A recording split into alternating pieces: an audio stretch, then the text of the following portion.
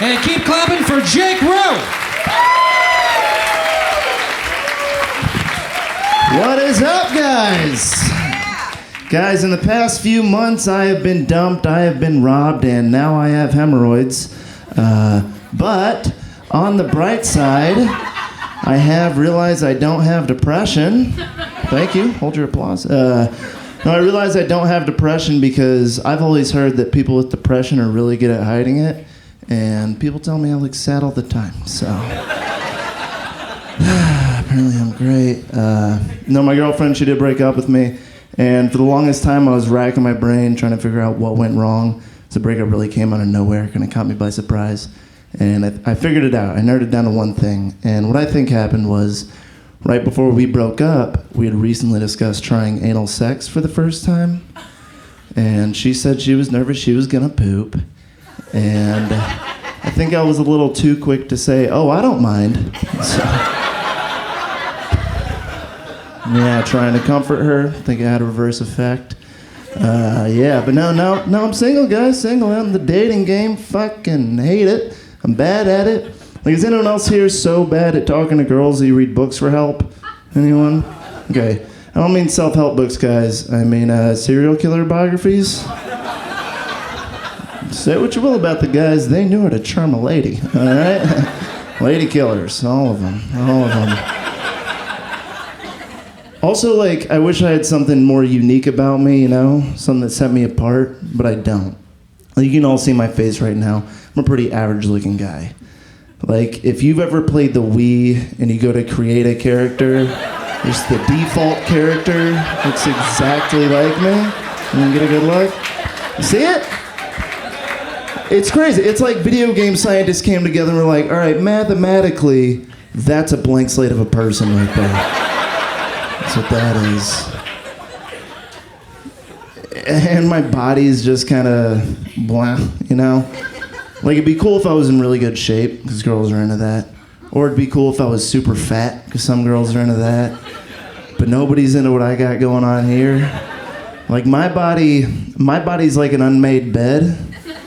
It'd only take a couple of minutes every day to make it look good, but if nobody's seeing it, what's the point? You know?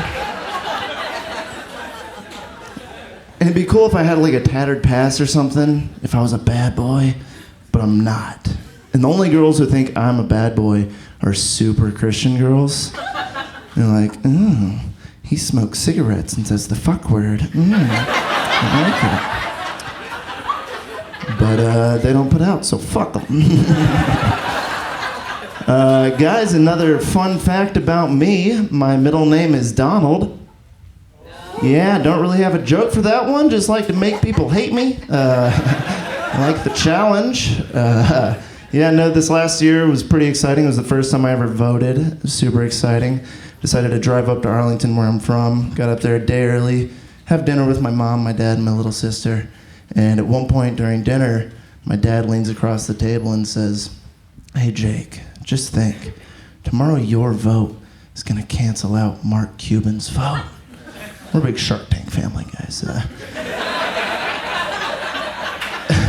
And I said, who's Mark Cuban voting for? And he said, Hillary. And I said, wow, tomorrow my vote is going to add to Mark Cuban's vote. And I have never seen my father more angry in my life. True story, one time I saw my dad so mad, he kicked a plastic laundry basket so hard it put a hole in my wall. But that night when I told him I was voting for Hillary Clinton while eating Mediterranean food was the angriest I had ever seen him. He was furious.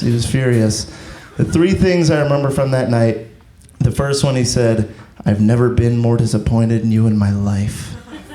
He said, the blood of every abortion is now on your hands. And that was a little weird.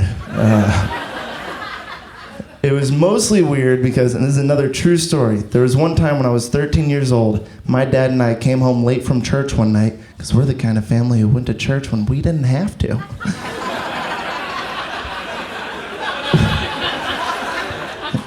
We came home late from church one night, and I saw someone at the end of the hallway. I saw a man break into the house, and I told my dad about it.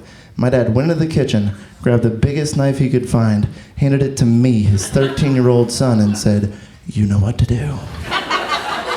Then he watched me walk down the hallway, shaking with a knife in my hand, ready to kill a man. He was training me to kill a grown man as a child. So when he said, "The blood of every abortion is now on your hands," I was like, "I thought you'd be proud."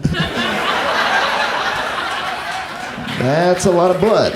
You seem to be into that sort of thing. I'm efficient, too. The third thing was, and this is probably my favorite, later that night I was hanging out with my little sister, she's 18, and she said at one point during dinner, when I wasn't looking, my dad leaned over to her and whispered, "Now you're my favorite." Which meant that up until that point, I had been his favorite, and she was unaware of that fact. All right, thanks guys, I'm Jake Rowe.